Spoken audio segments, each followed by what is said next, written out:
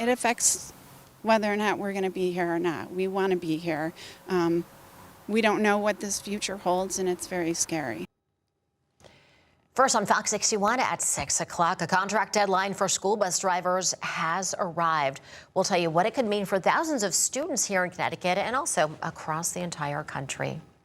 Good morning. Happy Tuesday. Thanks for starting your day off with us here at Fox 61 and Fox 61 Plus America Areas. And I'm Bridget Bureau. Hope your morning's off to a great start. It is the last day of March, so get those April Fool's jokes ready. I hope the weather is not playing any tricks on us, Rachel, because you're saying 70 degrees again today, maybe? Oh, I want that. Yesterday was beautiful. It's going to be a decent day. I mean, we're starting off with a little bit of rain. It's not going to rain the whole day, so don't let the way we're starting deceive you. Although it is quite mild to start our Tuesday here. Umbrella needed this morning, although the rain that's falling across the state relatively light and is really wrapping up as of now. I'd give it another hour or so and I think things really start to wind down here. We can see some light showers, all of it very manageable. Southeastern Connecticut now seeing some rain, and you'll see that rain chance does go through about 10 o'clock in the morning, although again, it's not a widespread issue. 35% of the state at 10 a.m. dealing with a shower, and then we gradually start to see things wind down, and then there's that opportunity for some sunny breaks too.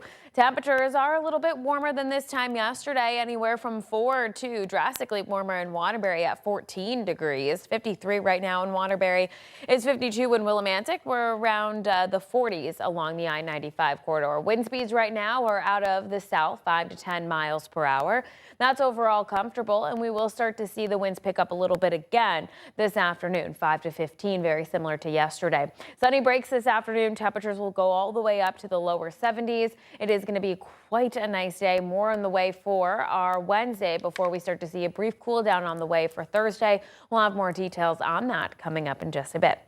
Here on the roadways here at 6:02. Reports of road work likely wrapping up now, so you can see that we don't have a lot on your screen this morning. Gold Star Memorial Bridge is they have some intermittent lane closures. That's going to go on through several days, so just heads up there. You may encounter some delays. That's the only road work there. That's going to stay out there through the morning commute. Weathersfield, as well as Hartford, New Haven, and Bridgeport. Looking good with light volume. Your Bridgeport drive time, though, from Bridgeport into Fairfield is around 11 minutes, so volume is starting to pick up in the area. Bridget and Erica. Rachel, thanks. At 6:02, we continue to follow breaking news coming out of Columbia. Firefighters are on the scene of a structure fire. This is happening on Lake Road. Fox 61's Kayla Cade is live at the scene with the latest. And Kayla, I hear the fire trucks, the engines behind you there. Still an active scene this morning. Yeah, that's right. Don't see the fire, don't see any smoke, but like you just said, Bridget, as you can hear, you can definitely see a fire truck right here over my right shoulder here. You can see the water hose going into the back of this neighborhood right here on Lake Road here. When we got here around 4:30, there were multiple fire crews here from different fire departments such as Andover, Columbia, Bolton, and Willimantic, but they kind of drove out since we've been here.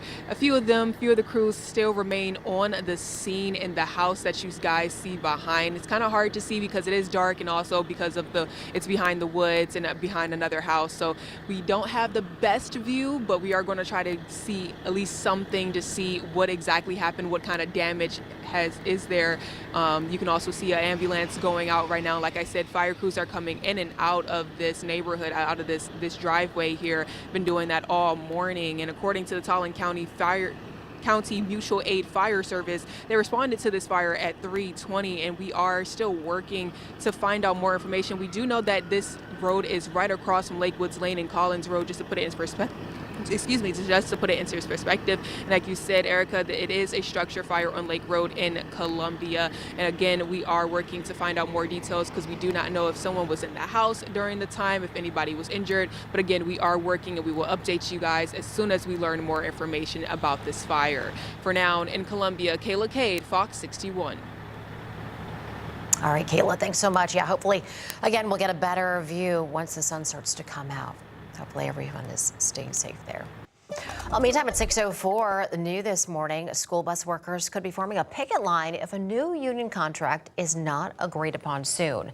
Last week, the Teamsters school bus workers at First Student Bus Yards agreed to strike if they didn't get a new contract. Fox 61's Glenn Kittle is joining us live in Bristol now with what we know about the contract negotiations. And Glenn, when could this strike happen?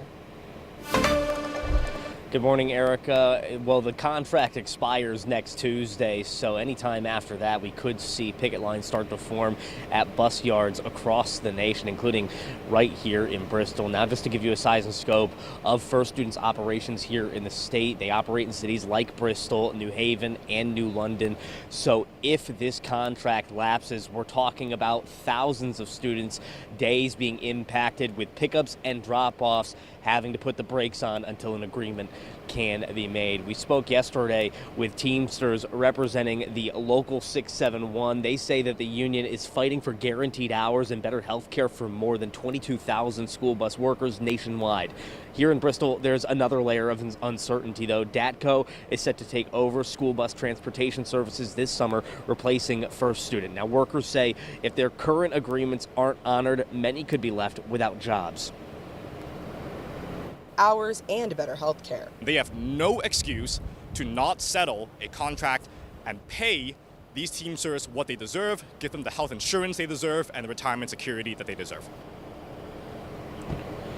Now, First Student says it remains committed to local bargaining, adding that employees will continue to have a voice in the issue that matters most within national contract guidelines. That's a statement on the screen that we showed yesterday. Now, as for Bristol, their contract with First Student expires on June 30th before DATCO takes over. We reached out to DATCO representatives yesterday who tell us that the company will consider hiring those First Student employees so long as they meet the minimum qualifications for the positions that they are applying for. We're going to continue to monitor this and let you know if we hear about any strikes that are starting within the next week. But for right now, live in Bristol, Glenn Kittle, Fox 61. All right, Glenn, thanks for the update there. Well, happening today, a man charged in connection to a deadly crash back in September is expected to be in court. It's going to be Biren Kumar Patel's first appearance in court. State police arrested him 2 weeks ago. Troopers say he crashed head-on with another driver on Preston Road in Griswold. The passenger in the other vehicle was seriously hurt and later died at the hospital. Patel faces several charges, including manslaughter and reckless driving. 6:07 now. The firefighters showed up to honor one of their own after he was killed in a home invasion. The man charged in connection to his death faced a Bridgeport judge yesterday. Fox 61's Jamel Johnson has more.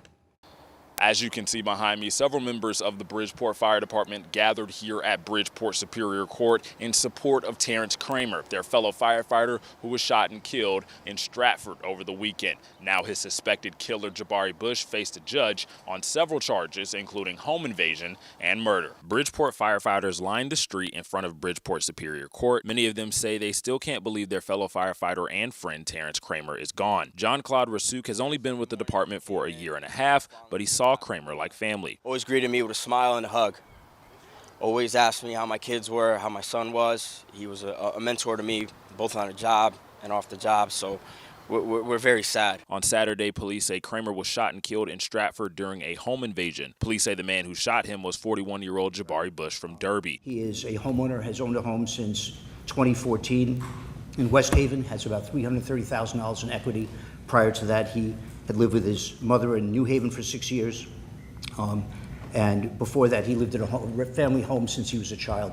The reason we're bringing that up is he has strong ties to the community. He has strong financial ties to the community. Police say Kramer was at the home of Bush's ex-girlfriend when Bush broke into the home and shouted, "You're here with another man." Police say he then punched his ex-girlfriend in the face and shot Kramer after. Kramer was pronounced dead by first responders shortly after they arrived. Rasuk was working overtime when he heard the news. We got called down in the kitchen that morning, and we were told the news. He was always joking with me, you know, every morning I would come in, he'd say, "Hey man, let's have a good, nice day, make sure the city stays safe." And I say, "Yeah, you know it's always safe when we're here." Kramer was a father of 3, and Assistant Fire Chief Armando Cora says the department will make sure his children are taken care of. We had a meeting at roll call this morning about coordinating efforts to continue to mentor those boys and make sure that they're going to grow up as good young men, and just make sure that, you know, we help raise them as well. They're an extension of our family. He was a fireman's fireman. a great father and a great friend.